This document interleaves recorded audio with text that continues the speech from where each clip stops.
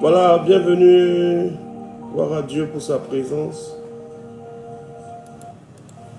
Au jour d'aujourd'hui, les choses les plus importantes sont les choses les moins suivies. Au jour d'aujourd'hui, ce qui est important, ce qui peut apporter de bonnes choses, c'est les choses les moins suivies.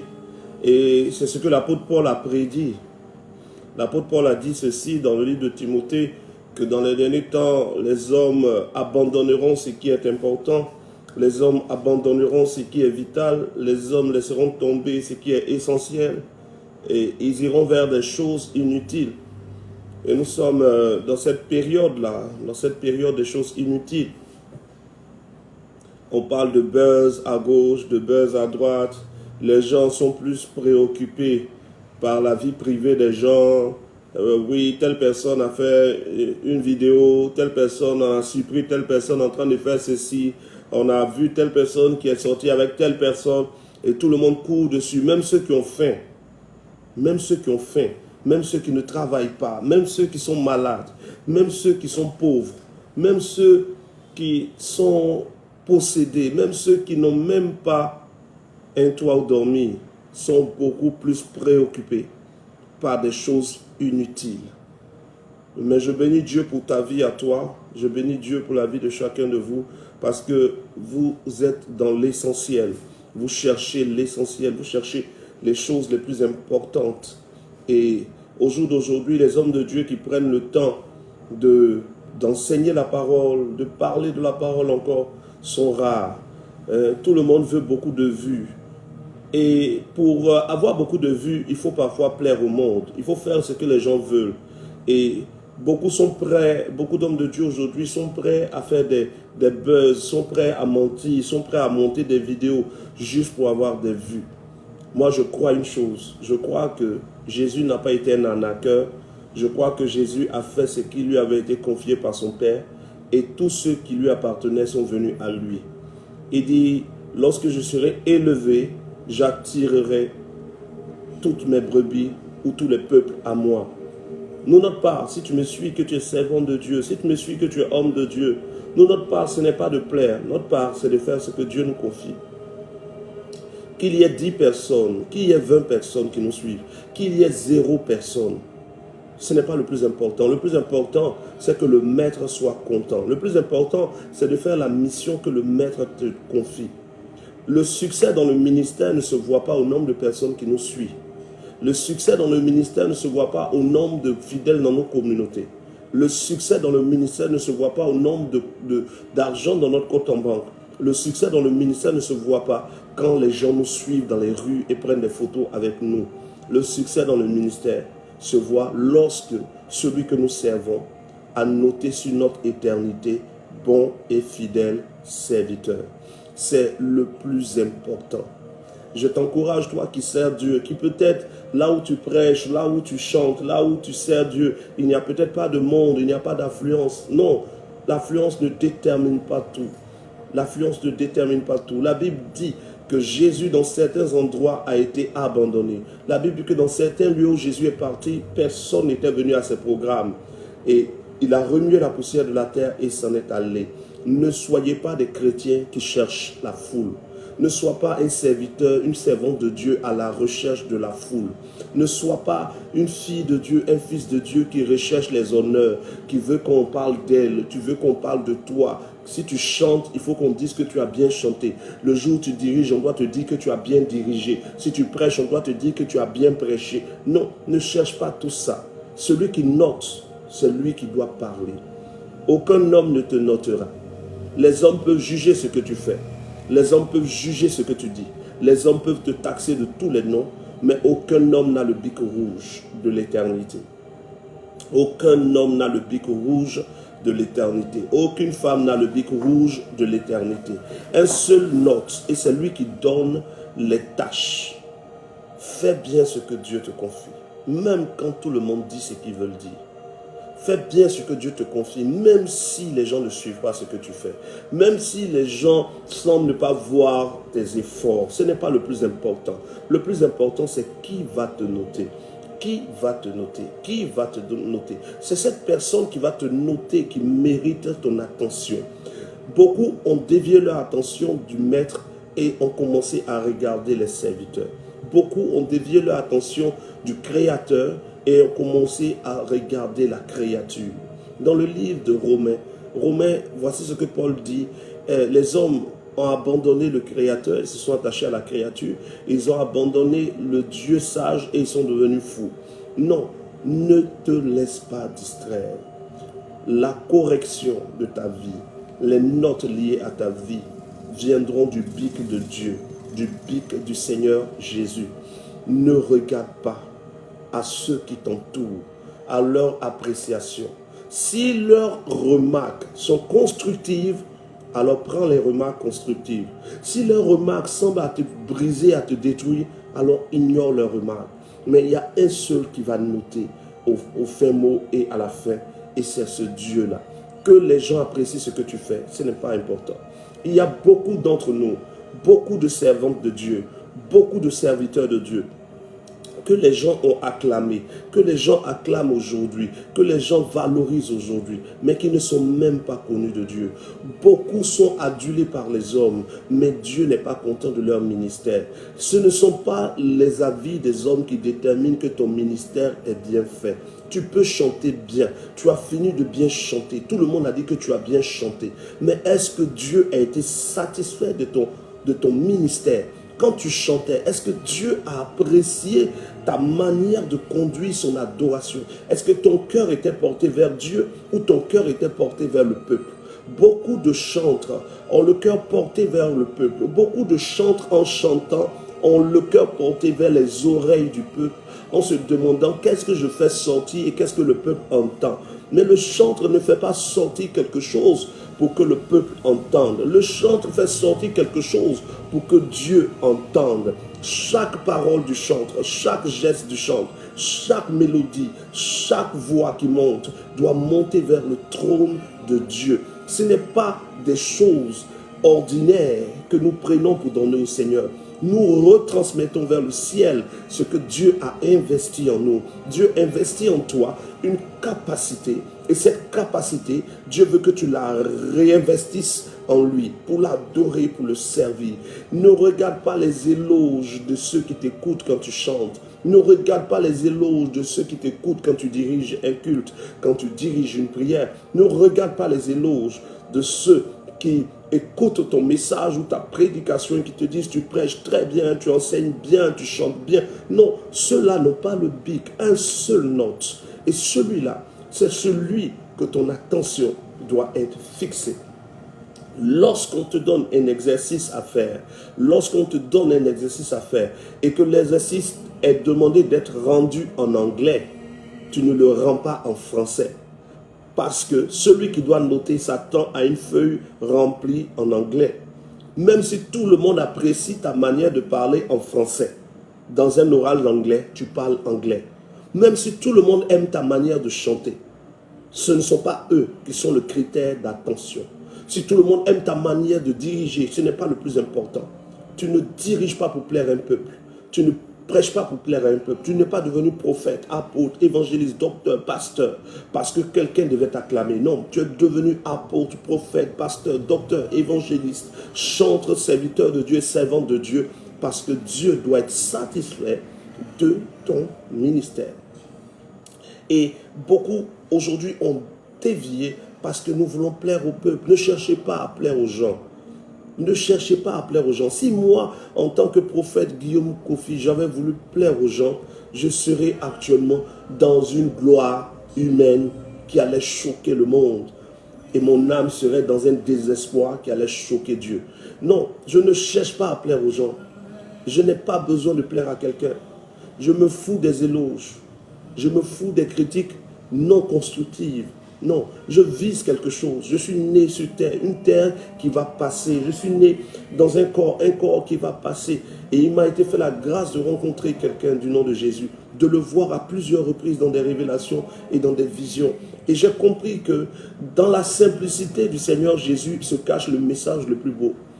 Le Dieu de l'univers qui devient un homme et qui est capable de s'abaisser jusqu'à la mort sur la croix. Si celui qui est le maître de tout a pu s'abaisser, qui suis-je pour vouloir me faire voir? Pourquoi vouloir être plus grand que quelqu'un? Non, je ne cherche pas à plaire à quelqu'un, si ce n'est à celui qui a le dernier mot. Et toi, je t'exhorte ce soir, avant qu'on ne parle des mensonges du diable, à fuir ce mensonge qui fait croire, ce grand mensonge de Satan, qui fait croire que le ministère est une réussite quand dans l'église il y a 17 millions de personnes. On dit, waouh, son ministère est grand, il a un grand ministère. Non, le grand ministère, ce n'est pas la quantité de personnes dans l'église. Non, mais c'est là, elle chante dans les concerts, dans les grandes salles. Non, chanter en concert dans les grandes salles ne fait pas de toi un grand chanteur. Parce que ce n'est pas la taille de la salle, la quantité de personnes qui viennent dans la salle qui détermine que tu as un grand ministère. Ce ne sont pas ceux qui t'écoutent qui déterminent que tu as un grand ministère. Mais le grand ministère se voit là où ce que Dieu veut est fait. Voici que des gens ont fait plus grand que Jean-Baptiste. Quand vous lisez l'histoire de Jean-Baptiste, des gens ont fait plus grand que Jean-Baptiste. Et ces gens-là, selon Jésus, sont plus petits. Et Jésus dit ceci, de tous ceux qui sont nés d'un homme et d'une femme, il n'y en a pas un qui soit plus grand que Jean-Baptiste. Mais pourtant, Jean-Baptiste n'a fait aucun miracle. Jean-Baptiste est la voix de celui qui crie dans le désert, là où il n'y a personne, là où les gens ne veulent pas partir, là où les gens n'aiment pas aller, là où il n'y a pas d'eau courante, là où il n'y a pas de courant, là où il n'y a pas de gloire. Jean-Baptiste portait des vêtements en peau d'animaux. Et donc, il n'était pas habillé de manière somptueuse. Cependant, tous ceux qui ont été habillés de manière somptueuse, tous ceux qui se sont glorifiés, tous ceux même qui ont déplacé des montagnes, ressuscité les morts, n'étaient pas plus grands que Jean-Baptiste. Jésus dit, de tous ceux qui sont nés d'un homme et d'une femme, il n'y en a pas eu de plus grand que Jean-Baptiste. Pourtant, il n'a fait aucun miracle, il n'a porté aucun Gucci, il n'a eu aucun portable iPhone, il n'a construit aucune maison, il n'a eu aucune voiture. Et je pense même qu'il n'a pas eu d'enfant. Mais pourtant, il est le plus grand parmi tous ceux qui ont existé avant lui. Je veux dire à quelqu'un ce soir que l'un des plus grands mensonges de Satan, c'est de te faire croire que quand on t'apprécie, Dieu t'apprécie. Non, on peut t'apprécier sans que Dieu ne t'apprécie. Quand les hommes t'apprécient, ça ne veut pas dire que Dieu t'apprécie. Quand les hommes apprécient ton ministère, ça ne veut pas dire que Dieu apprécie ton ministère. Quand les hommes apprécient ce que tu fais, ça ne veut pas dire que Dieu apprécie. Tu dois tout faire pour ne pas perdre ton attention et de fixer ton attention sur celui qui est le véritable. Il y a un seul qui doit être assis et il y a un seul qui est réellement assis. La Bible dit dans le livre d'Ésaïe, Ésaïe chapitre 8, l'année de la mort du roi Osias, je vis l'Éternel assis sur un grand trône blanc et les pans de sa robe remplissaient le temple. Il était assis, un seul est assis et c'est lui qui doit observer, c'est lui qui regarde, c'est lui qui juge, c'est lui qui note. Les hommes sont des fois illusoires. Waouh, non, mais quand toi tu chantes comme ça me touche quand tu chantes. Oui, tu peux chanter, ça va toucher quelqu'un.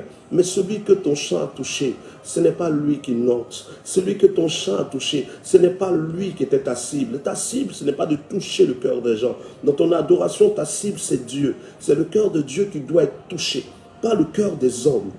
Tu finis de prêcher, on dit, waouh, ton message, non, toi tu es un grand orateur et tu es content. Non. Est-ce que le message a atteint son objectif? Quel était l'objectif de Dieu quand il t'a donné le message? Quel était l'objectif de Dieu quand il t'a donné la place pour prêcher? Quand Dieu a attiré ces hommes et ces femmes devant toi pour que tu prêches, est-ce que l'objectif de Dieu a été atteint? Si l'objectif de Dieu était la repentance et qu'à la fin de ton message, les gens sont en train de danser, alors ton objectif n'est pas atteint. Si l'objectif de Dieu était la joie, que tout le monde soit en joie et qu'à la fin de ton message, les gens pleurent, alors l'objectif n'est pas atteint. Fixez-vous sur l'objectif. Ne vous laissez pas tromper par Satan. Beaucoup croiront qu'ils ont des couronnes au ciel, mais à leur mort se rendront compte qu'ils n'ont aucune couronne, aucun honneur, aucune gloire. Parce que vous avez focalisé votre attention sur des gens qui n'en valent pas la peine.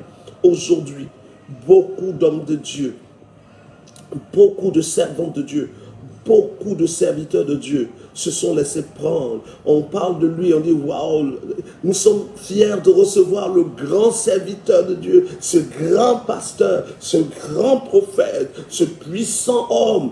C'est bien. Dieu peut te rendre grand, Dieu peut te rendre puissant. Mais quand on finit de te dire tout ça, vérifie si l'objectif que Dieu t'a donné, tu es en train de l'atteindre. Ne regarde pas les éloges des gens pour penser que ta mission est atteinte. Ne regarde pas les éloges des gens pour penser que tu es en train d'accomplir ce que Dieu veut pour toi ou ce que Dieu veut par toi. Non, les gens peuvent t'apprécier sans que Dieu ne t'apprécie. Les gens peuvent aimer ce que tu fais sans que Dieu n'aime ce que tu fais. Les gens peuvent t'acclamer sans que le ciel ne t'acclame. De même, les gens peuvent être loin de toi. Les gens peuvent fuir ton ministère. Les gens peuvent dire on ne prie plus là, on ne parle plus avec lui. Oh, lui là, ceci, ou bien celle-là, cela. Mais même si les gens te rejettent, ça ne veut pas dire que Dieu te rejette. De même, les gens peuvent te blâmer sans que Dieu ne te blâme. Les gens peuvent te critiquer sans que Dieu ne te critique. Les gens peuvent te mépriser sans que Dieu ne te méprise. Voici pourquoi dans le livre d'Ésaïe 53, il est écrit « Homme de douleur, habitué à la souffrance ». Mais cependant, celui qu'on appelait l'homme de douleur, celui qui était habitué à la souffrance, celui qu'on a mis au rang des voleurs et des malfaiteurs, était cependant approuvé du ciel. Les hommes ont rejeté Jésus, les hommes ont blâmé Jésus, les hommes ont traité Jésus d'homme de mauvaise vie, d'homme qui cause avec les prostituées. Ils ont dit que Jésus buvait la boisson et buvait le vin. Jésus marchait avec les gens de mauvaise vie et les gens l'ont blâmé au point de le crucifier. Mais cependant, ce Jésus qu'il crucifiait était apprécié du ciel, reconnu dans le ciel, certifié dans le ciel, et il était le détenteur de la vie et de la mort. On peut te désapprouver, on peut désapprouver tes enseignements, même en direct live, on peut venir mettre menteur, on peut venir dire ce qu'on veut, mais sois sûr au moins que ce que tu dis vient de ton maître, parce que c'est lui qui dira au dernier jour si ta mission a été réellement atteinte ou non.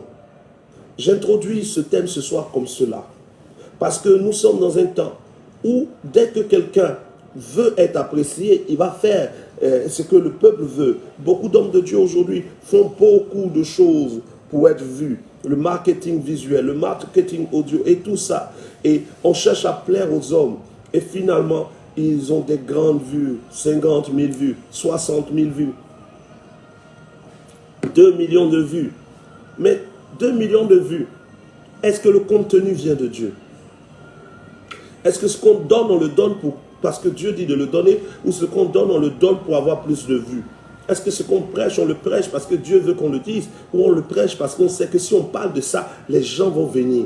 Ne nous laissons pas mettre dans ce moule, parce que dans la fin des temps, tout le monde rentre dans un moule. L'apôtre Paul dit, dans les derniers temps, les hommes seront attirés par beaucoup de choses qui ne sont pas essentielles. Même ceux qui ne mangent pas sont à la recherche de buzz et passent le temps à cliquer sur des vidéos inutiles. Toi qui es sur ce direct, bon arrivé. Le temps que tu partages et nous entrons dans le sujet de ce soir. J'espère que l'introduction déjà t'a fait du bien.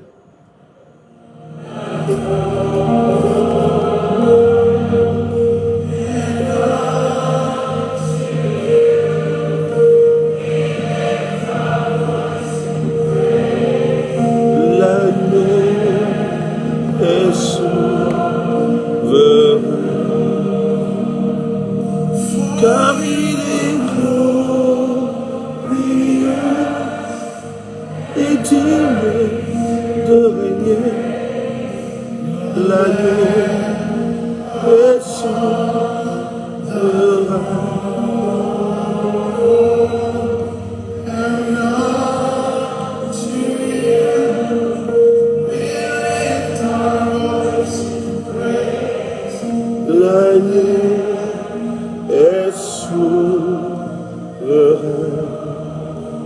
Alléluia. Gloire à Dieu, gloire à Dieu. Voilà, nous sommes dans notre section des mensonges Lina l'a dit, si l'introduction est dosée comme ça, c'est que le développement sera tranchant. Attends, je vais m'asseoir par terre. Oui, la parole me fait du bien. Alléluia. Tu as une mission. Ne te laisse pas dévier. Tu as une mission. Maman Christelle, tu as une mission. Joseph, tu as une mission. Maman Abi, Kobédan, nous avons tous une mission. Nous ne sommes pas sur terre pour passer. Non, nous sommes ici pour impacter. Nous avons une mission. Mais ne nous laissons pas distraire. Souvenons-nous que la mission nous a été confiée par quelqu'un. Et c'est lui qui regarde. Ne vous laissez pas diviser. Ne vous laissez pas distraire. Focalise-toi sur ta mission. Sois une bonne servante, sois un bon serviteur. Ça veut dire sois quelqu'un qui fait ce que Dieu t'a dit de faire. Ne sois pas quelqu'un qui est influencé par la foule. La foule. La foule, c'est simplement un argument de Satan pour te pousser à dévier.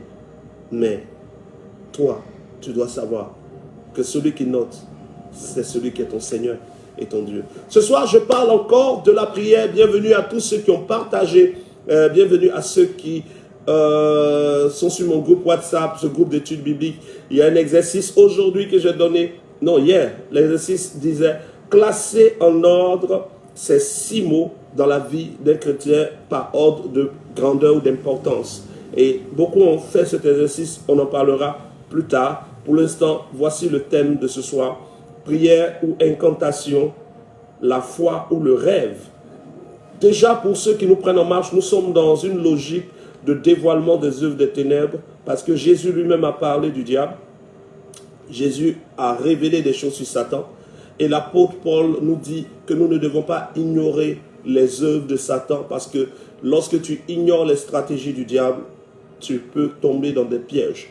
Et nous avons commencé par le salut, et nous avons compris que personne ne sera sauvé par une prière. Aucune prière ne sauve quelqu'un. Mais tous seront sauvés par les actes qu'ils auront posés conformément à la parole de Jésus, c'est-à-dire la repentance, le baptême, l'effusion du Saint-Esprit et les actes qui révèlent la repentance. Voilà. Dans les actes qui révèlent la repentance, il y a le ministère, le service pour Dieu, il y a la manière de gérer les finances que nous avons et toutes ces choses. Et après cela, nous sommes passés sur un thème très important, sur les mensonges du diable. Nous avons touché le mensonge sur la prière. Et nous avons compris que toute prière qu'un homme fait, toute prière qu'une femme fait, toute prière qui n'est pas dans la volonté de Dieu est une incantation. Pour toi qui trouveras cette affirmation bizarre, le direct est encore sur ma page, tu pourras aller après regarder pour comprendre bien le sujet sur la prière et les incantations. Toute prière où à la fin de la prière tu mentionnes au nom de Jésus ne veut pas forcément dire que la prière appartient à Jésus. Tout ce que vous demanderez en mon nom, je le ferai, est différent de mettre mon nom à la fin de chaque prière. Beaucoup de personnes se sont laissées tromper par Satan et même des hommes de Dieu appelés grands, et on a dit, quand tu pries, à la fin de ta prière, dis au nom de Jésus. Jésus n'a jamais demandé qu'on dise au nom de Jésus à la fin de la prière. Prier au nom de Jésus, c'est prier dans la volonté de Dieu. Lorsque tu pries dans la volonté de Dieu, lorsque ce que tu demandes vient de la volonté que Dieu t'a révélée, on dit donc que tu pries au nom de Jésus, puisque ce que tu demandes vient de Dieu. Prier donc au nom de Jésus, c'est prier selon ce qui vient de Dieu. Prier au nom de Jésus, c'est prier selon ce que Dieu a révélé. C'est prier dans la volonté de Dieu.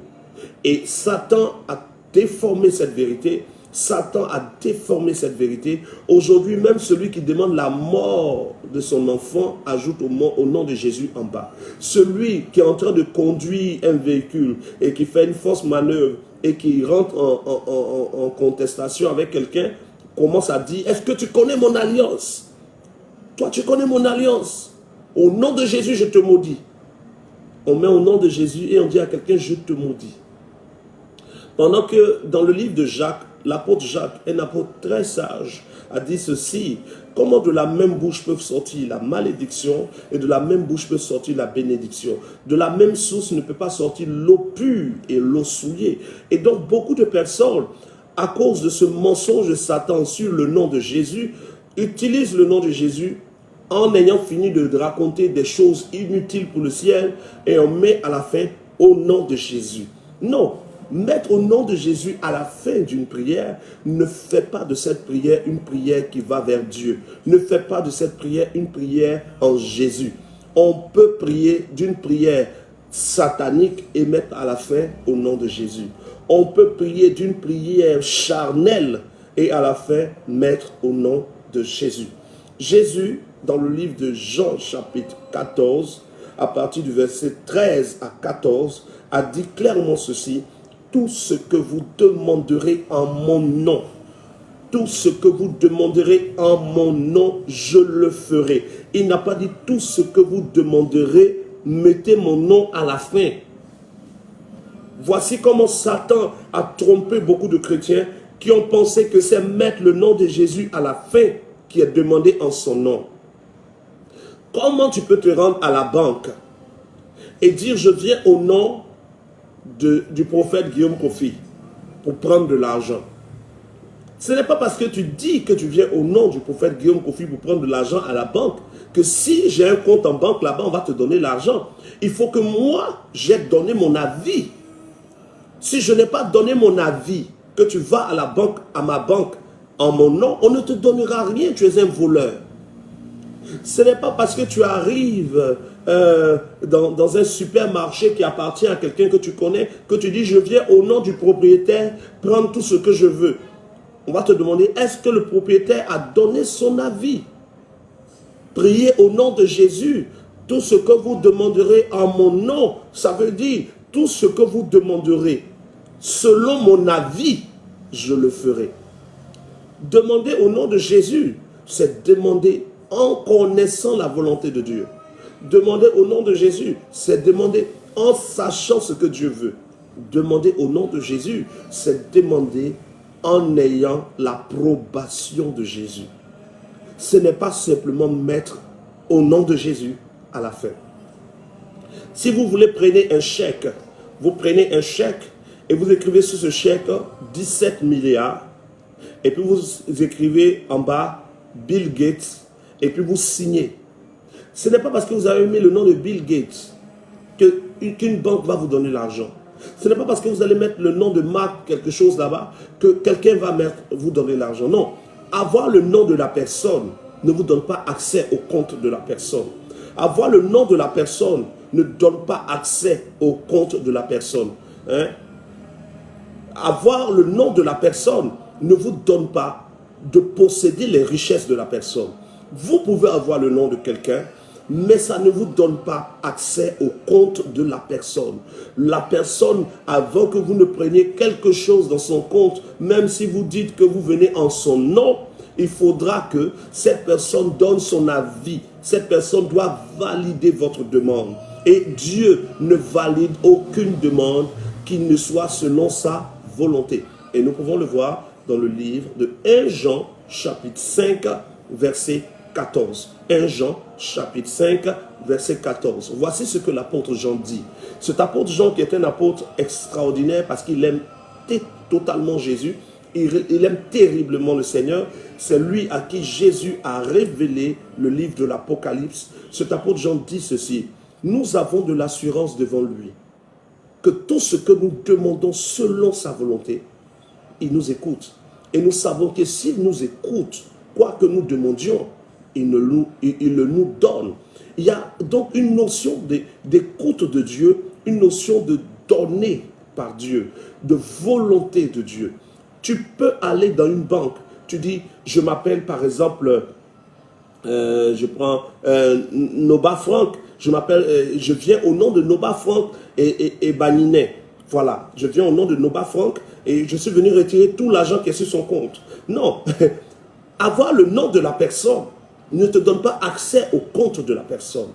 Avoir le nom de la personne ne te donne pas de prendre ce que tu veux qui appartient à la personne. Non, la vie de la personne compte, sa volonté compte. La volonté de Dieu est la base de l'exaucement.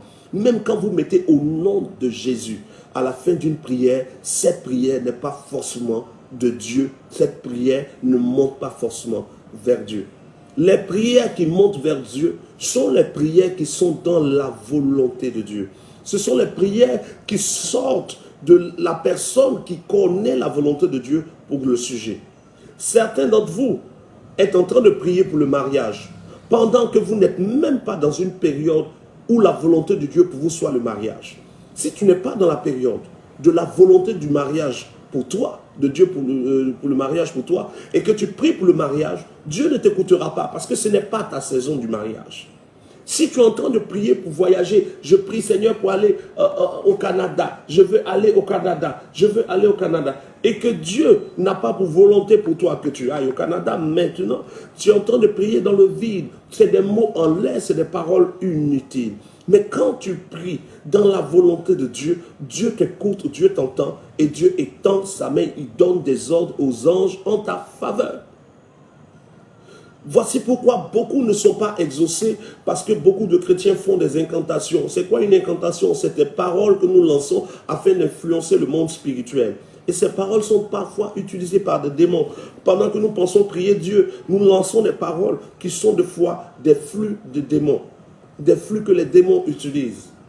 Jacques, l'apôtre Jacques dit, vous priez et vous ne recevez pas, vous demandez, vous ne recevez pas, parce que vous demandez mal, vous demandez dans le but de satisfaire vos propres désirs. Or, la prière du véritable enfant de Dieu n'est pas selon son désir, est selon la volonté de Dieu.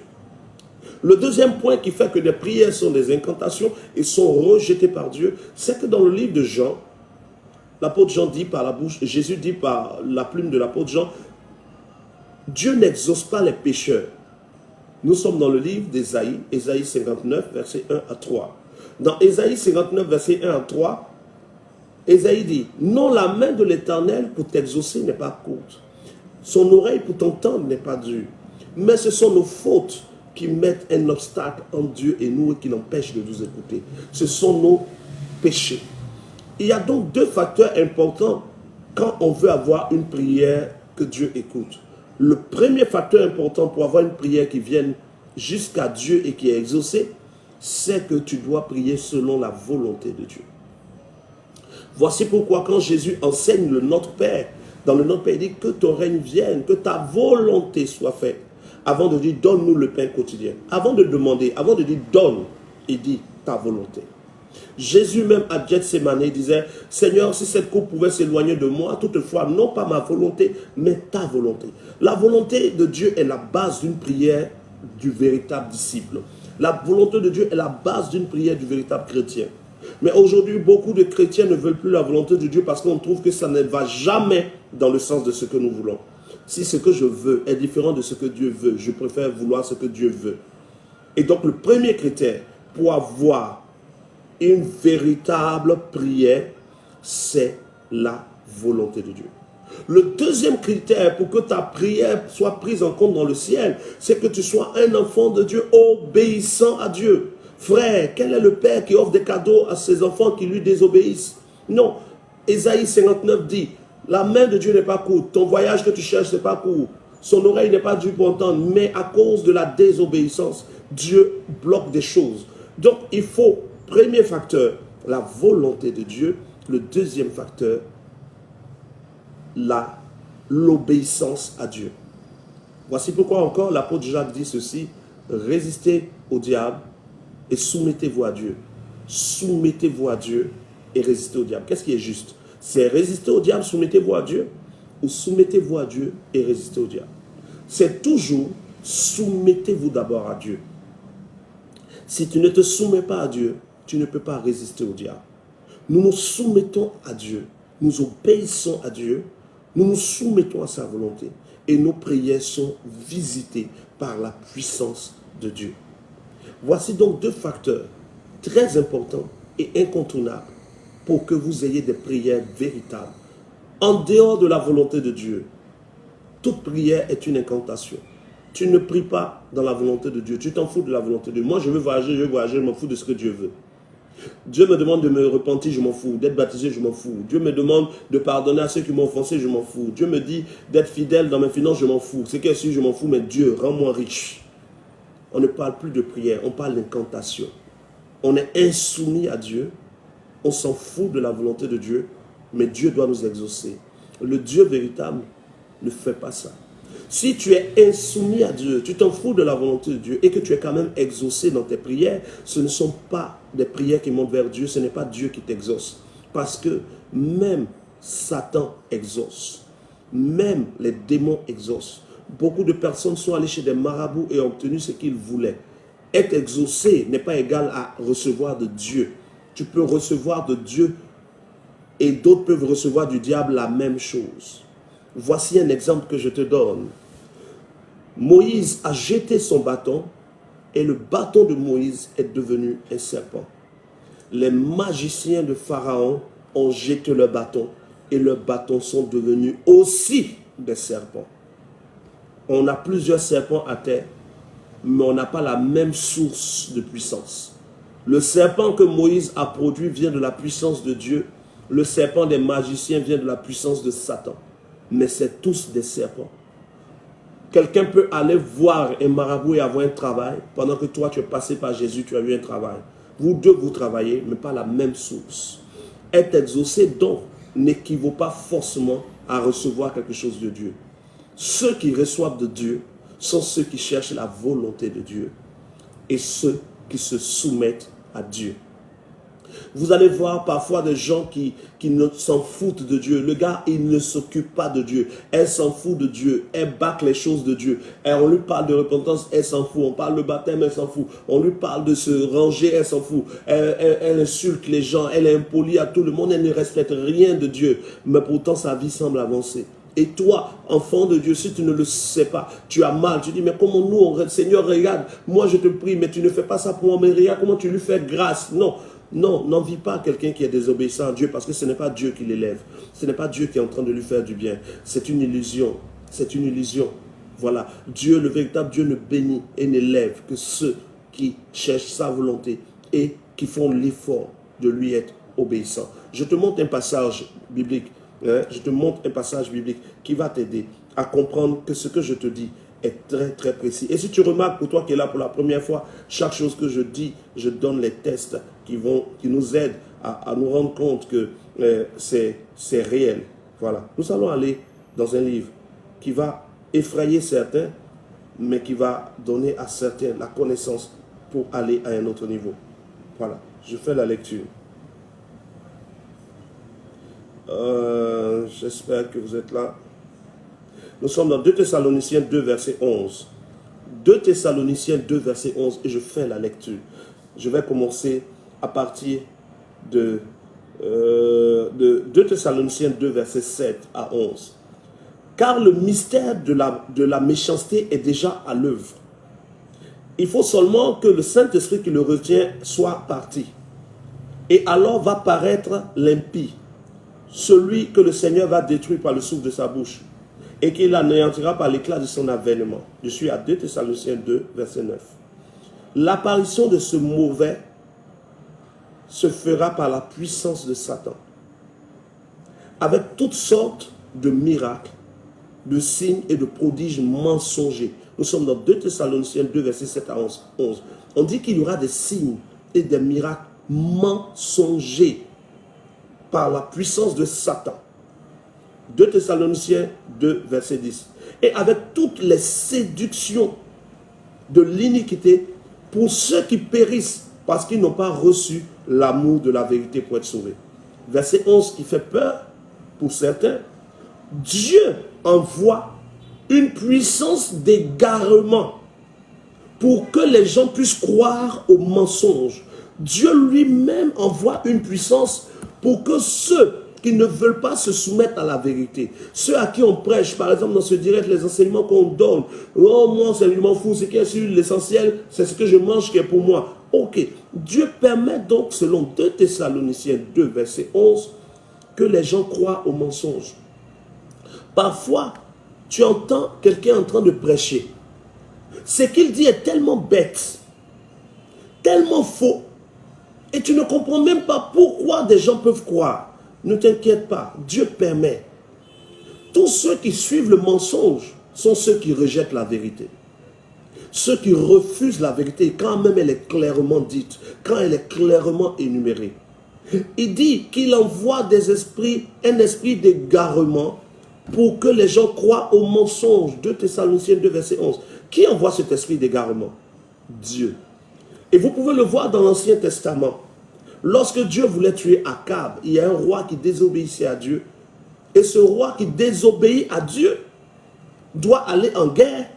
Et il décide de consulter Dieu. Comment toi qui es impoli, désobéissant à Dieu, tu veux consulter Dieu? Et il vient consulter Dieu. Et Dieu permet, la Bible dit que Dieu mit dans la bouche de ses prophètes un mensonge. Tous ces prophètes vont se tromper. Dieu pousse ses prophètes à se tromper et il va croire en leur mensonge et il va mourir. Ne cherche pas à consulter Dieu sans te mettre en règle avec Dieu. Voici pourquoi la véritable prière passe par l'obéissance à Dieu. C'est parce que tu es obéissant à Dieu que tu peux trouver la volonté de Dieu. Et par la volonté de Dieu que tu trouves, tu peux prier Dieu. Et donc, beaucoup de personnes que vous voyez exaucées ne sont pas forcément exaucées par Dieu. Seuls sont exaucés ceux qui font la paix avec Dieu. Qui ne sont peut-être pas parfaits, tu n'es pas parfait, mais chaque fois que Dieu te reproche quelque chose, tu prends le temps de le régler. On parle d'enfants de Dieu, on parle de processus de conversion, on parle de processus de transformation. Voici donc un approfondissement sur la prière. Qu'en est-il d'invoquer le nom du Seigneur? Parce que nous nous rendons compte que Jésus dit, quiconque invoquera le nom du Seigneur sera sauvé. Et on a des exemples de personnes qui, dans une situation où elles étaient en danger, ont crié Jésus. Et puis, elles ont été secourues. Crier le nom de Jésus n'attire pas le secours de Dieu. Si, quand vous criez le nom de Jésus, votre cœur n'est pas repentant. Quelqu'un peut ne pas croire en Dieu. Cette personne ne croit pas que Jésus est Seigneur. Et dans une situation, son cœur lui impose que seul Jésus peut la sauver. Le fait que son cœur lui impose que Jésus peut la sauver et qu'elle crie Jésus, l'introduit directement dans la catégorie des personnes repentantes. Parce qu'elle vient de reconnaître que seul Jésus peut la sauver. La suite, Dieu va intervenir, mais la suite, il y aura repentance, il y aura baptême, il y aura réception du Saint-Esprit. Dieu va vérifier. Mais si après avoir invoqué le Seigneur, que Dieu intervient, que cette personne décide de vivre comme elle veut, elle en payera le prix. C'est l'exemple du brigand sur la croix. Ce brigand sur la croix a reconnu que Jésus n'était pas fautif, a reconnu que Jésus n'avait rien fait. Et ce jour-là, Jésus lui a dit, je te sauverai. Pourtant, ce brigand ne va pas être baptisé. Il ne peut plus descendre de la croix pour être baptisé. Mais pourtant, il va être sauvé. Parce que son cœur vient de reconnaître en Jésus le Seigneur. Invoquez le Seigneur et il vous répondra lorsque vous êtes obéissant au Seigneur. Quelqu'un qui ne connaît pas Dieu peut invoquer le Seigneur va intervenir. Mais la suite, il doit se mettre en règle avec Dieu. Ce sont des points très importants. Avant que je ne touche au domaine de la foi et du rêve, est-ce que quelqu'un a une question maintenant? Je prends 3 questions ou 5 et on va aller rapidement sur le deuxième domaine de la foi. J'aimerais aujourd'hui finir le thème de la prière. Je pense que vous avez déjà compris très bien, mais il est bon d'approfondir prière et la foi pour attaquer l'effusion du Saint-Esprit et le mensonge sur la plénitude du Saint-Esprit, le mensonge sur l'effusion du Saint-Esprit, le mensonge sur la possession démoniaque et les démons dans le corps des hommes. Hein? Il faudrait qu'on y aille maintenant. Voilà. Quelqu'un a-t-il une question?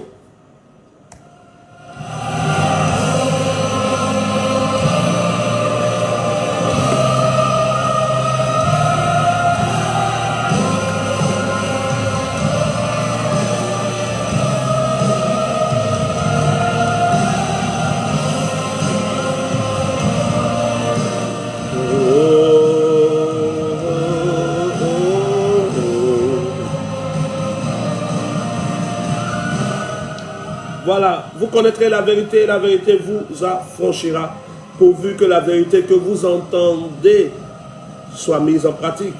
Parce que à quoi sert-il d'entendre la vérité si on ne la met pas en pratique? Et ici, en résumé, cette vérité que tu viens d'entendre est une vérité qui te dit, si tu veux prier, sois sûr que ce que tu t'apprêtes à demander est dans la volonté de Dieu. Si tu n'es pas sûr que ce que tu veux demander à Dieu est dans sa volonté, alors dans ta prière, prie pour avoir la volonté de Dieu. Seigneur, je veux prier pour un voyage. Je viens devant toi pour te demander ta volonté. Est-ce que c'est ta volonté que je voyage? Si oui, Seigneur, convainc-moi. Apporte-moi la conviction qui vient de toi afin que je puisse prier dans ce sens. Voilà. Très clair. Quelqu'un a-t-il une question? Parce que ce que je m'apprête à toucher maintenant est en rapport encore avec la prière. Je parle de la foi. La foi. La foi, la foi, la foi, la foi, la foi. C'est quoi la foi?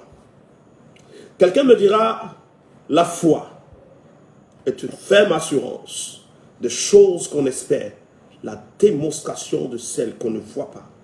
Hébreux chapitre 11. Quelqu'un d'autre me dira autre chose. Mais il y a beaucoup de mensonges au niveau de la foi. Et beaucoup de personnes pensent avoir la foi, or elles n'ont qu'un rêve éphémère. Parce que la véritable foi produit toujours. La véritable foi, celle qui est en Dieu, la vraie foi produit toujours un résultat. Si je devais parler terre à terre, je dirais la vraie foi ne tape jamais poteau. Mais combien d'entre vous ont eu déjà la foi et qui n'ont rien vu se passer? Tu as eu la foi, mais rien ne s'est passé. Parce que la foi que tu penses avoir eue n'était pas la foi. C'est quoi la foi? Je te fais une lecture. On va voir ensemble c'est quoi la véritable foi. Voici le test. Je fais le test. Je lis le test d'Hébreux déjà, que vous connaissez, pour qu'on soit très clair ensemble sur ce point. Je me retrouve dans Hébreux chapitre 1. Chapitre 11, verset 1. Hébreux chapitre 11, verset 1. Or, la foi est une ferme assurance des choses qu'on espère, une démonstration de celles qu'on ne voit pas. Or, la foi est une ferme assurance des choses qu'on espère, de celles qu'on ne voit pas. J'aimerais d'abord, avant d'avancer, demander à quelqu'un, est-ce que tu arrives à suivre? Daouda dit, papa, je cherche même une question, je n'en trouve pas, tellement que l'enseignement est très clair. Et donc, nous sommes maintenant sur la foi. Quelqu'un arrive à suivre, tu mets prophète avant simplement. Parce que au niveau de la foi, c'est un très gros mensonge. Est-ce qu'on peut avancer?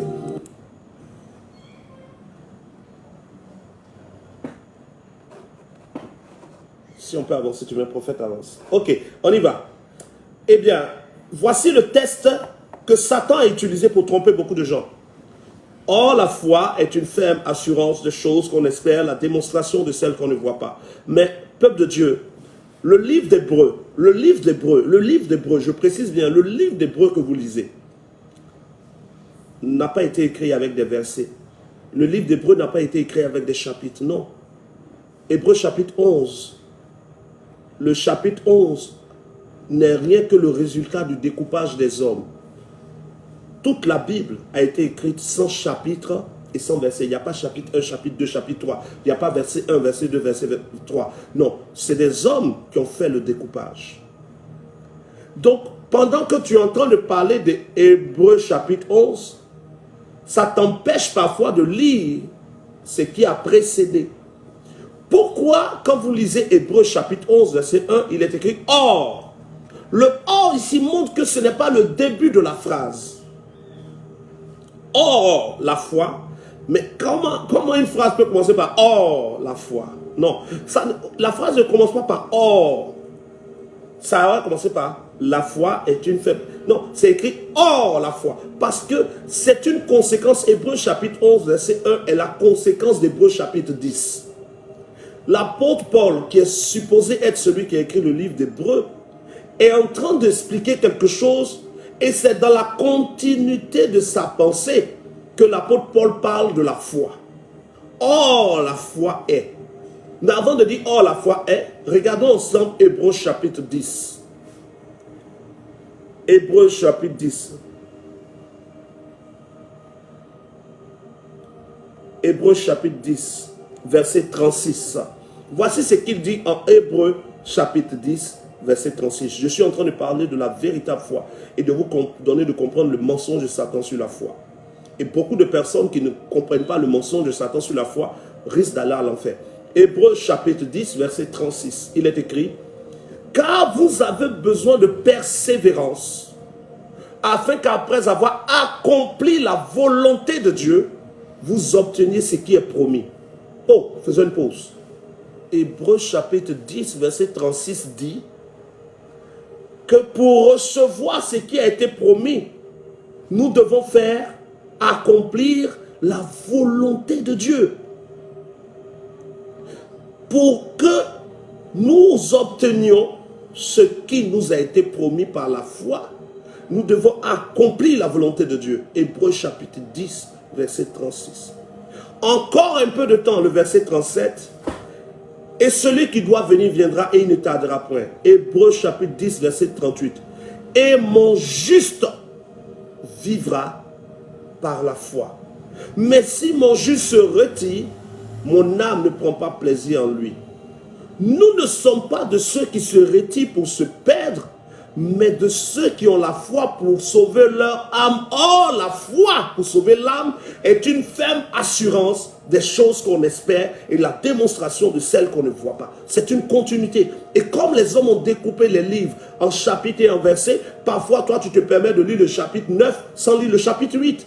Tu te permets de lire le chapitre 10 sans lire le chapitre 9. Et tu lis le chapitre 11 d'Hébreux, chapitre 11, verset 1, sans lire le chapitre 10. Et donc tu tombes sur des passages et tu les interprètes comme tu veux. Beaucoup de chrétiens ont sorti des passages de leur contexte et on a fait des prétextes. On sort des textes qui ne sont pas dans le contexte. On lit Romains chapitre 6 sans avoir lu le Romains chapitre 5. On lit Romains chapitre 10 sans avoir lu Romains chapitre 9. Et finalement, les vérités que nous faisons sortir, qui vont gouverner notre vie, sont de fausses vérités qui emmènent à la fausse foi, qui emmènent au vrai enfer. Fausse vérité, fausse foi, mais l'enfer sera vrai. Hébreux chapitre 11, verset 1, commence par « Or la foi », parce que Hébreux chapitre 10, verset 9, chapitre 10, verset 39 nous dit « Nous ne sommes pas de ceux qui se retirent pour se perdre, mais nous sommes de ceux qui ont la foi pour sauver leur âme. Or, la foi pour sauver l'âme est une ferme assurance des choses qu'on espère et la démonstration de celles qu'on ne voit pas. » Qu'est-ce que donc comprendre? La foi dont parle Hébreux chapitre 11, verset 1, n'est pas la foi pour la prière. La foi d'Hébreux 11 n'est pas la foi qui va nous aider à prier. Mais Hébreux chapitre 11, verset 1 est révélé comme la foi pour être sauvé de l'enfer. Hébreux chapitre 10, verset 36 à 39 nous montre clairement le contexte d'Hébreux chapitre 11, verset 1. Oh, je parle vite. Si je parle vite, dites-moi pour que je ralentisse. Mais il faut que nous parlions de la vérité. Je prie que les hommes de Dieu qui ont la vérité arrêtent de se taire. Et que ceux qui ont le mensonge se taisent. Et que ceux qui cherchent à faire plaisir aux hommes arrêtent de faire plaisir aux hommes pour donner ce que Dieu leur a réellement communiqué.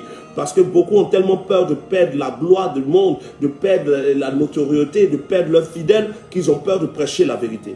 Hébreux chapitre 11, verset 1 est justifiable par Hébreux chapitre 10, verset 36 à 39. La Bible n'a pas de chapitre ni de verset. Et comme les hommes ont découpé en chapitres et en versets, finalement, quelqu'un va lire Hébreux chapitre 11 sans lire Hébreux chapitre 10. Combien d'entre vous avez déjà lu Hébreux chapitre 10? Mais tout le monde peut réciter par cœur. Or, la foi est une ferme assurance des choses qu'on espère, la démonstration de celles qu'on ne voit pas.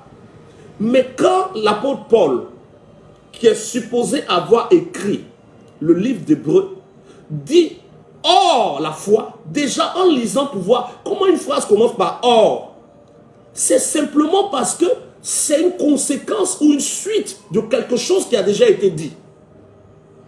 Et le livre d'Hébreux ne commence pas au chapitre 11, le livre d'Hébreux commence au chapitre 1. Mais comme nous sautons sur les chapitres, nous tombons sur les chapitres, et beaucoup de faux hommes de Dieu utilisent des chapitres et des versets détachés pour mentir au peuple, Beaucoup connaissent Hébreux chapitre 11, mais combien connaissent Hébreux chapitre 10? En Hébreux chapitre 10, l'apôtre Paul, qui est supposé, je précise encore, supposé avoir écrit le livre d'Hébreux, nous précise que la foi d'Hébreux 11 est la foi pour être sauvé. Tu ne peux pas prendre Hébreux chapitre 11, verset 1, pour t'appuyer dessus pour prier pour avoir un exaucement. Hébreux chapitre 11, verset 1 n'est pas pour l'exaucement aux prières. Hébreux chapitre 11 n'est pas la foi pour prier pour un sujet, pour prier pour que Dieu te réponde. Non. Hébreux chapitre 11, verset 1 nous parle de la foi pour être sauvé. Et nous pouvons le voir dans Hébreux chapitre 10, verset 36 à 39. Hébreux chapitre 10 dit ceci: car vous avez besoin de persévérance, afin qu'après avoir accompli la volonté de Dieu, vous obtenez ce qui vous est promis. Ici, ce qui est promis, c'est le salut. Hébreux chapitre 10, verset 36. Au verset 37, encore un peu de temps, celui qui doit venir viendra. Qui viendra? Jésus pour l'enlèvement. On est en train de parler dans Hébreux chapitre 10, verset 36 à 39, du retour de Jésus. Et ce retour-là viendra trouver ceux qui ont la foi.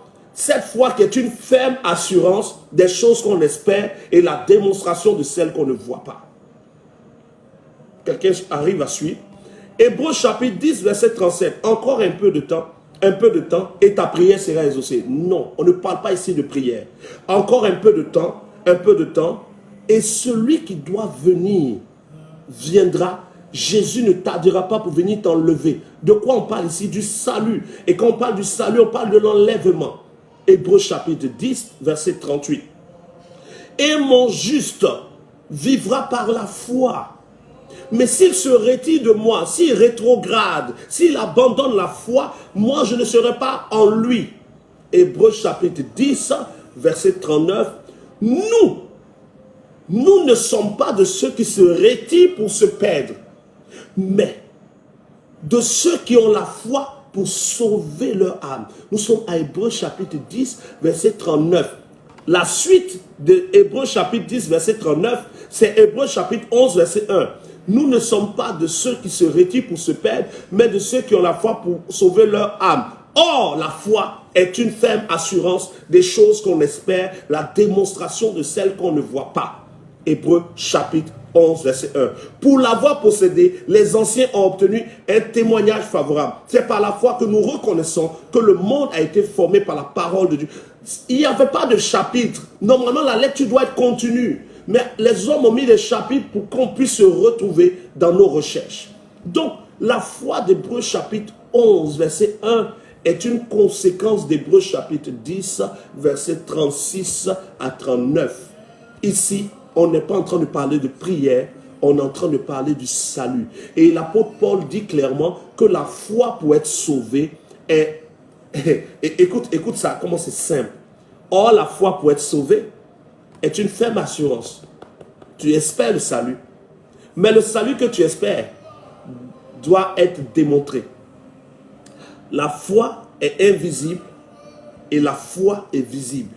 Donc, la foi pour être sauvé est invisible en toi, mais cette foi est invisible en toi. La foi est une ferme assurance des choses qu'on espère. Ce qu'on espère, on ne le voit pas. Tu espères être sauvé, tu espères participer à l'enlèvement. C'est en toi. L'espérance, personne ne voit ton espérance. Mais une démonstration de celle qu'on ne voit pas. Ce qu'on ne voit pas doit être démontré. La foi qui est cachée en toi va se voir par tes œuvres.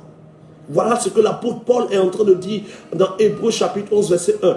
Or, la foi pour être sauvé est une ferme assurance que tu as par rapport à ce que tu espères. On ne voit pas ton assurance, c'est vrai. Mais cette assurance qu'on ne voit pas, cette conviction que tu as que tu es enfant de Dieu, la conviction que tu as que Jésus t'a sauvé, doit se démontrer pour qu'on voit. Une démonstration de celle qu'on ne voit pas. Ce qu'on ne voit pas en toi, tu vas le manifester par ta repentance. Ce qu'on ne voit pas en toi, tu vas le manifester par ton baptême. La foi qui est en toi qu'on ne voit pas, tu vas manifester cette foi en entrant dans une communauté où on parle réellement de Jésus. La foi qu'on ne voyait pas, tu vas la démontrer en commençant à être fidèle dans tes offrandes, en commençant à servir Dieu. Une manifestation, une démonstration de ce qu'on ne voyait pas.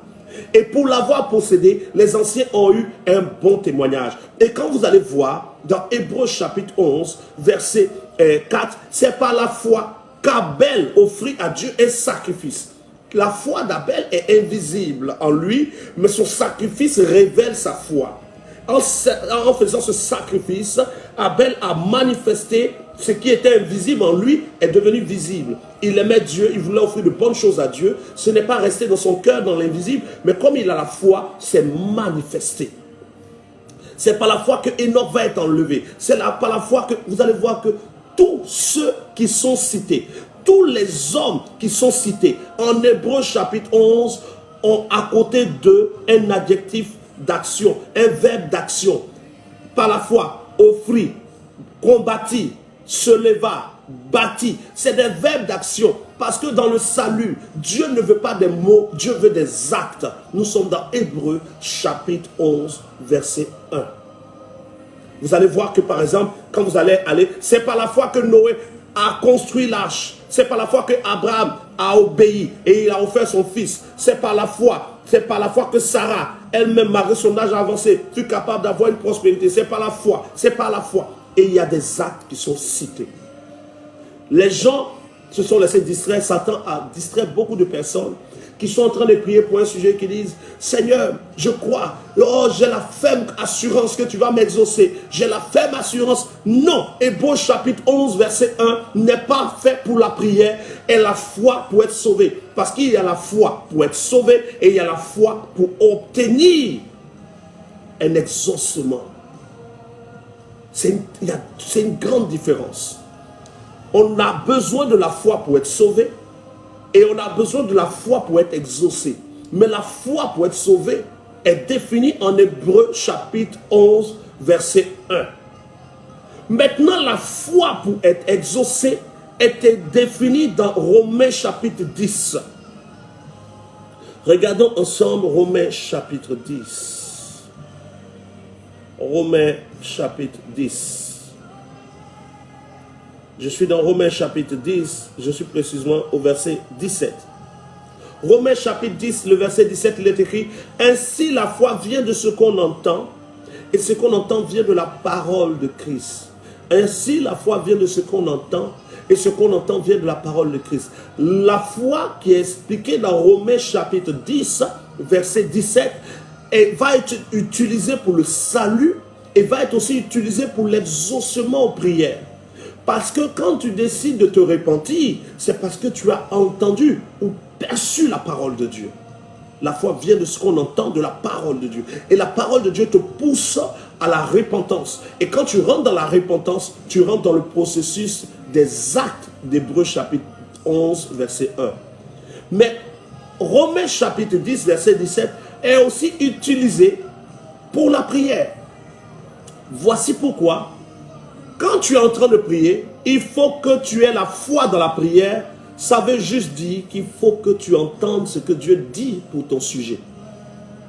Ainsi, la foi vient de ce qu'on entend. Or, tout ce que nous demandons avec foi, tout ce que nous demandons avec foi, Dieu nous le donne. Ça veut juste dire que tout ce que tu demandes, en ayant entendu ce que Dieu dit, Dieu te donne. Ça revient à l'enseignement sur la prière où je te dis, toute prière sans connaître la volonté de Dieu, Dieu n'exauce pas. Entendre Dieu, c'est avoir la volonté de Dieu, c'est avoir la foi. Entendre Dieu, c'est entendre la parole de Dieu, c'est avoir la foi. Ainsi, excusez-moi,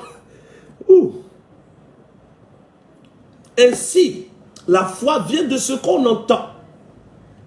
Je précise que Romains chapitre 10, verset 17, il est écrit, la foi vient de ce qu'on entend. Ici, le « on entend » veut dire la foi vient de ce qu'on perçoit. Ce n'est pas le verbe « entendre », c'est le verbe « percevoir ». La foi vient de ce qu'on entend, et ce qu'on entend vient de la parole de Christ. Veut simplement dire, la foi vient de ce qu'on perçoit, de ce que Christ nous a dit. Parce que la même phrase que Christ dit à 10 personnes, chacun percevra quelque chose. On peut entendre la même phrase, mais on ne perçoit pas la même chose ou le même message. La foi vient de ce qu'on perçoit. Pendant que j'écoute un homme de Dieu prêcher, pendant que je suis au culte, pendant qu'une adoration passe, pendant que je lis ma Bible, je peux percevoir quelque chose. Dieu me fait percevoir quelque chose. Et ce que je perçois est pour moi. Et cela produit en moi de l'espoir. Cela produit en moi de la foi. Et c'est sur la base de la foi reçue de Dieu dans sa parole que je développe ma prière et je suis exaucé. Quel est donc le mensonge au niveau de la foi? Beaucoup de personnes pensent qu'avoir un rêve, c'est avoir la foi. Je rêve de partir aux îles Maldives. Et comme j'ai fait 2 rêves, j'ai rêvé, j'étais aux îles Maldives. J'ai rêvé encore, j'étais aux îles Maldives. Je commence à prier. Seigneur, emmène-moi aux îles Maldives. Au nom de Jésus, je crois, Seigneur, j'ai la foi que j'irai aux îles. Non, tu n'as pas la foi. La foi, ce n'est pas d'avoir un rêve. La foi, ce n'est pas vouloir quelque chose. La foi, ce n'est pas désirer quelque chose. La foi, ce n'est pas avoir envie de quelque chose. La foi, c'est que Dieu t'a dit quelque chose dans un domaine et à cause de sa parole, tu jettes le filet. L'apôtre Pierre avait jeté le filet toute la nuit et il n'avait rien pris. Et Jésus dit à Pierre, jette le filet du côté droit. Et quand Pierre jette le filet, il prend. Pourquoi Pierre a pris? Parce que Pierre a eu la foi. Pourquoi Pierre a eu la foi? Parce qu'il a entendu Jésus lui dire, jette le filet. La foi a un bon exemple et je viens de le donner. Pierre a lui-même jeté le filet et ça n'a jamais rien pris. Mais quand Jésus lui dit jette et il prend. Pierre est en train de couler dans la barque et Jésus lui dit viens. Et Pierre marche sur l'eau. Pourquoi Pierre marche sur l'eau? Parce que Jésus a dit viens. Pourquoi Pierre prend beaucoup de poissons? Parce que Jésus a dit jette le filet. Sa parole précède la foi. Je veux voyager. Il n'y a aucun texte dans la Bible qui parle du Canada. Il n'y a pas de texte dans la Bible qui parle de Benjerville ou de Koumassi. Comment je fais pour savoir où Dieu veut que je parte? J'entre dans la prière. Je dis Seigneur, j'ai à cœur de voyager. Montre-moi où tu veux que j'aille. Moi, j'ai envie d'aller à Koumassi, j'ai envie d'aller au Canada. Mais révèle-moi ta volonté. Et Dieu va me parler au travers de mon père spirituel, au travers d'un message, au travers d'une prédication, au travers de ma lecture de la Bible. Dieu va me dire quelque chose que je vais vérifier avec mes autorités spirituelles. Mais quand Dieu finit de me dire, à cause de sa parole, je crois que j'irai. On parle de la foi quand Dieu a parlé. On ne parle pas de la foi parce que plusieurs personnes nous ont dit, toi quand tu es ensemble, que tu ne vas pas vivre en Côte d'Ivoire. Moi, mais depuis je suis petit, tout le monde me dit que je ne vais pas rester ici. On s'en fout de tout le monde qui t'a dit que tu ne vas pas rester ici. On est en train de te dire, qu'est-ce que Dieu a dit? On n'est pas en train de te demander combien de rêves tu as fait, où tu avais des milliards. Non, beaucoup ont rêvé avant toi, ils ont été enterrés. On te demande simplement, qu'a dit Dieu? Parce que c'est ce que sa bouche dit, que sa main accomplit. Quand on parle de la foi, on parle des gens qui ont entendu Dieu leur parler. Celui qui n'entend pas Dieu lui parler ne peut pas avoir la foi. Comment entendre Dieu te parler? Dieu te parle dans une communauté où Dieu est réel, où Jésus est réel. Dieu te parlera lorsque tu as un cœur obéissant. Dieu te parlera lorsque tu désireras sa volonté plus que ta volonté. Que la grâce de Dieu soit sur quelqu'un ce soir, au nom de Jésus. Aujourd'hui c'est jeudi. Sûrement demain, non, le samedi, nous aurons l'enseignement sur le mensonge sur la plénitude du Saint-Esprit et les démons dans le corps des chrétiens. Les démons dans les corps des chrétiens. Samedi, parle de ce direct à tes amis. Les démons dans les corps des chrétiens et le mensonge sur la plénitude du Saint-Esprit. Retenez donc ce soir ceci. Personne ne sera sauvé par une prière. Le salut, c'est par des actes d'obéissance à la parole de Dieu. Et cette parole dit, repentez-vous, soyez baptisés et recevez le Saint-Esprit. Quand tu as vraiment été baptisé, que tu as reçu le vrai Saint-Esprit, ce vrai Saint-Esprit te pousse à l'obéissance à Dieu. Le vrai Saint-Esprit te pousse à être fidèle dans tes finances. Le vrai Saint-Esprit te pousse à servir Dieu.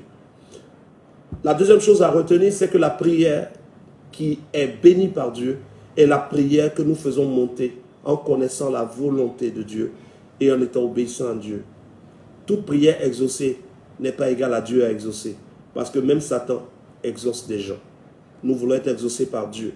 Nous devons être obéissants à Dieu et chercher la volonté de Dieu dans tous les sujets que nous voulons faire monter dans la prière. Vous allez voir que si vous appliquez l'enseignement que je vous donne, vous n'allez plus prier pour prier. Vous n'allez pas passer votre temps à dire « Seigneur, mon Dieu, agis. » Non, non, vous n'allez plus faire ces prières DJ. Vous pouvez faire même 2 jours, 3 jours sans savoir quoi demander à Dieu. Parce que pendant les 2 jours, les 3 jours, vous êtes en train de demander à Dieu sa volonté. Seigneur, révèle-moi ta volonté. Tant qu'il ne t'a pas répondu, tu continues de demander sa volonté. Quand il te répond, alors on peut dire que tu as la foi. Parce que la foi vient de ce qu'on perçoit de la volonté de Dieu. Il faut que Dieu te parle pour qu'on dise que tu as la foi. Et il y a des gens qui se sont levés. Béni de Dieu est en train de rire depuis la France. Il y a des gens qui se sont levés, qui sont allés dans une église. Et qui ont dit à tous les malades qui sont là, venez, on va prier pour vous, Jésus va vous guérir. Et aucun malade n'a été guéri. Plusieurs se lèvent, ils vont dans les hôpitaux, dans les CHU, et ils prient pour les malades. Et aucun ne guérit. Sur 10 malades, sur 100 malades, sur 2000 malades, des fois aucun n'est guéri et tous sont vraiment morts. Et on dit, mais on a prié au nom de Jésus. Non, prier au nom de Jésus, c'est prier dans la volonté de Dieu. Jésus dit dans le livre de Jean chapitre 14, versets 13 à 14, tout ce que vous demanderez en mon nom, je le ferai. C'est différent de mettez mon nom à la fin de chaque prière. Mettre le nom de Jésus à la fin de chaque prière ne fait pas de votre prière une prière qui appartient à Jésus. Prendre le nom de quelqu'un pour aller retirer de l'argent ne veut pas dire que vous aurez forcément l'argent. Il faut que la personne donne son avis. La volonté de Dieu est la preuve qu'une prière est au nom de Jésus. Mettre au nom de Jésus à la fin d'une prière ne fait pas que cette prière est de Dieu. Kwaku a dit, fini les prières, dit Dieu. Et Fefouine a dit, la foi vient de ce qu'on perçoit. Alléluia, la foi vient de ce qu'on perçoit. Parce que la même parole que tu entends, quelqu'un d'autre l'entend et perçoit autre chose. Et toi, tu perçois autre chose. Et c'est ce que tu as perçu qui conduit ta prière. Quand tu vas commencer à parler à Dieu dans ta prière, tu lui parles selon ce qu'il t'a dit. On dit que tu as la foi. Hébreux chapitre 11, verset 1, nous révèle la foi pour être sauvé. Romains chapitre 10, verset 17, nous parle de la foi pour être exaucé. Pour la foi, pour être exaucé, il faut que tu entendes Dieu. La foi vient de ce qu'on perçoit. Et j'ai perçu quelque chose. Et je prie. La grâce de Dieu sur vous au nom de Jésus. Je prends des questions maintenant, parce qu'il nous reste 10 minutes. Ajoutons les cœurs pour ne pas que quelqu'un vienne bloquer notre direct. Léna Diara Pamdi, merci papa, demain béni, amen, amen, amen, merci pour vous. Soyez bénis, vous qui bénissez, me bénissez, vous qui me soutenez en partageant ces directs. Indirectement, beaucoup pensent que soutenir un homme de Dieu, c'est d'abord prier pour lui. Oui, prier, c'est bon, mais partager la parole, c'est encore mieux. Parce que beaucoup de gens vont se perdre faute de connaissances. Voilà, en partageant, quelqu'un tombe sur la vidéo, il écoute, il dit « Waouh, j'étais dans l'erreur » et il se corrige. C'est la vérité qui a franchi. Alléluia. Quelqu'un a-t-il une question ce soir? Are you Lord God Almighty? Where is the Lamb? Digne l'agneau. Tu es saint. Tu es saint. Alléluia. Voilà, on va prendre quelques questions. Je veux préciser que le samedi, ça va être chaud. Le samedi, je donne l'enseignement sur la fausse plénitude du Saint-Esprit. Le samedi, je donne l'enseignement sur la fausse plénitude du Saint-Esprit et les démons dans le corps des chrétiens. Et le samedi, on aura un moment de prière. Je veux prier pour vous parce que après ces séries d'enseignements, il faut que la grâce revienne dans ta vie. Donc ce samedi, ne manque pas. Ça sera sûrement entre 19h30 et 20h. Voilà. Il nous reste 2 minutes. S'il n'y a pas de questions, pour ceux qui sont dans le groupe WhatsApp, voici le corrigé de l'exercice. Je donne le corrigé de l'exercice pour toi qui veux rentrer dans mon groupe WhatsApp pour être enseigné aussi. Tu pourrais le faire grâce à Dieu. Ça y est. Je cherche juste. Voici l'exercice. Il avait été demandé à chacun de vous de faire un classement. Classer par ordre de grandeur dans la vie du chrétien, c'est 6 différents mots. Le premier mot, c'était les œuvres. Le deuxième mot, c'était la richesse. Le troisième mot, c'était la grâce. Le quatrième mot, c'était la foi. Le cinquième mot, la faveur. Et le sixième mot, la délivrance. Et il avait été dit de justifier. Voici le bon ordre pour la vie d'un chrétien. Dans quel ordre ces mots doivent être classés dans la vie d'un chrétien? La première chose qui est à savoir, c'est que la grâce va être le premier mot. Tous ceux qui dans l'exercice ont écrit la grâce comme premier mot ont la bonne réponse déjà. La grâce précède tout. Parce que tout ce qui va se faire ensuite, que ce soit la foi, que ce soit la faveur, que ce soit la délivrance, que ce soit la richesse, que ce soit nos œuvres, tout ça commence d'abord par la grâce. La loi et les prophètes sont venus par Moïse et la grâce est venue par Jésus. C'est parce que la grâce est venue que nous allons rentrer maintenant dans cette grâce par la foi. Donc le premier mot, c'est la grâce. Avez pensé, je dis, ça fait un point. Le premier mot, par ordre de grandeur dans la vie d'un chrétien, la première chose qui est la plus importante dans la vie d'un chrétien, la première chose, c'est la grâce. Ensuite, quand la grâce est là, il faut entrer dans la grâce. Parce que c'est par grâce que nous sommes sauvés. Ça veut dire que c'est par grâce que le salut est ouvert. Mais même si le salut est ouvert, que tu n'y rentres pas, tu vas aller à l'enfer. La grâce est disponible. Jésus est déjà mort, mais beaucoup vont aller à l'enfer parce qu'ils n'ont pas accepté de croire en lui. Et donc, après la grâce, le deuxième mot qui vient, c'est la foi. Donc, ceux qui ont écrit la grâce et la foi, ça fait 2 points. La grâce, après la grâce, il faut la foi. Parce que même quand la grâce est disponible, il faut la foi pour rentrer dans la grâce. Nous sommes sauvés par grâce, par le moyen de la foi. La foi va être le deuxième mot. La grâce. Ensuite, la foi. Et il dit, poteau. Ceux qui ont tapé poteau, aujourd'hui vous allez réparer le poteau. On se trouvera sur le groupe tout à l'heure. Premier mot, la grâce. Le deuxième mot, dans le classement par ordre de grandeur dans la vie d'un chrétien, le plus grand c'est la grâce. Ensuite, la foi. Après, quand tu as la grâce et que tu as la foi en la grâce de Dieu qui est Jésus, il faut les œuvres. La foi sans les œuvres est morte. C'est la synthèse, vous savez que cet exercice, c'est la synthèse de tous les cours qu'on a fait. Donc, on a d'abord la grâce. Le deuxième qui vient, c'est la foi. Le troisième, c'est les œuvres. Donc, ceux qui ont écrit la grâce, la foi et les œuvres sont dans le bon ordre. Parce que lorsque vous prenez le livre de Matthieu chapitre 3, Jean-Baptiste, celui qui baptisait, a dit ceci: produisez des fruits dignes de la repentance. La grâce est venue dans ta vie. Tu as cru. Tu dis tu as la foi. Mais où sont les œuvres qui prouvent que tu as la foi? Tu dois manifester ta foi par les œuvres. Hébreux chapitre 11, verset 1. La foi est invisible, mais elle doit être aussi manifestée, démontrée physiquement. Les deux parties de la foi. La foi est une ferme assurance des choses qu'on espère, qu'on ne voit pas, et la démonstration de celles qu'on voit. Donc, premièrement, la grâce. Deuxièmement, la foi. Troisièmement, les œuvres. Et si tu as écrit la grâce, la foi et les œuvres, après les œuvres, qu'est-ce qui va venir? Tu as la grâce, tu as la foi, tu as les œuvres. Ce qui va se passer, c'est que Dieu maintenant va répondre à tes œuvres par lui-même son œuvre en te délivrant. La délivrance est le 4e point. Tu as la grâce. Jésus a fait la grâce. C'est comme un match de tennis. Jésus a le ballon. Jésus a le ballon et il a tapé le ballon. Jésus a le ballon, la grâce. Il a tapé la grâce, c'est venu vers toi. Tu as eu la foi. Dès que tu as eu la foi, tu as commencé à manifester les œuvres. Le ballon revient vers Dieu. Il tape la délivrance. Une réponse à tes œuvres va être la délivrance. La délivrance. Et donc, premièrement, on a la grâce qui vient de Dieu.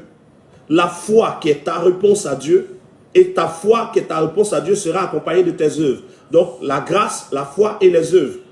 Maintenant quand toi tu as manifesté les œuvres, Dieu répond à tes œuvres En te délivrant, la délivrance sera le 4e point. Et quand Dieu te délivre, on est au niveau de la délivrance. Quand tu es délivré et que tu persévères dans la foi et dans les œuvres, tu vas obtenir la faveur de Dieu. 5e, la faveur de Dieu. Et juste après la faveur de Dieu, la richesse.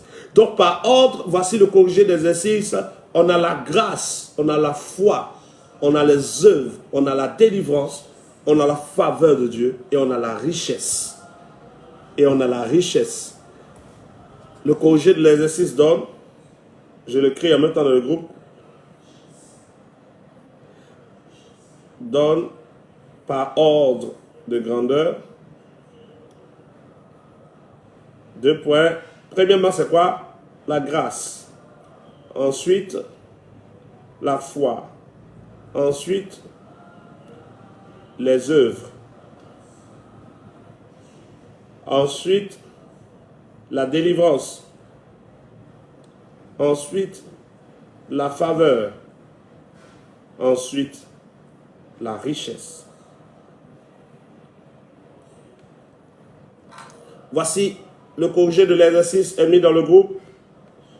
On va aller se limer dans le groupe là-bas parce que il y a trop d'élèves, Tom Sawyer, d'élèves collège, comment on appelle ça? Les gens qui, au lieu d'aller à l'école, sauront faire les bancs, ils deviennent des menuisiers. Les gens, on te dit d'aller à l'école, toi tu dis de faire les bancs. Tu es devenu un menuisier finalement. Voilà. Donc, corrigé de l'exercice, ça est là. Corrigé de l'exercice, la grâce, la foi, les œuvres, la délivrance, la faveur et la richesse. Voilà. Rendez-vous sur le groupe WhatsApp pour toi qui aimerais être dans ce groupe WhatsApp pour des frères et des sœurs. On parle autour de la parole, on fait des exercices qui nous aident à mieux comprendre la parole. Tu pourrais écrire aux numéros qui sont sur ce direct. Plus 225 07 78 18 12 29, c'est affiché, hein, c'est épinglé. Ou le plus 225 59 00 00 04. La grâce de Dieu sur vous, samedi. Plénitude du Saint-Esprit. Et puis les démons dans le corps des chrétiens. On approfondit dessus. Rendez-vous dans le groupe. Allez, on y va.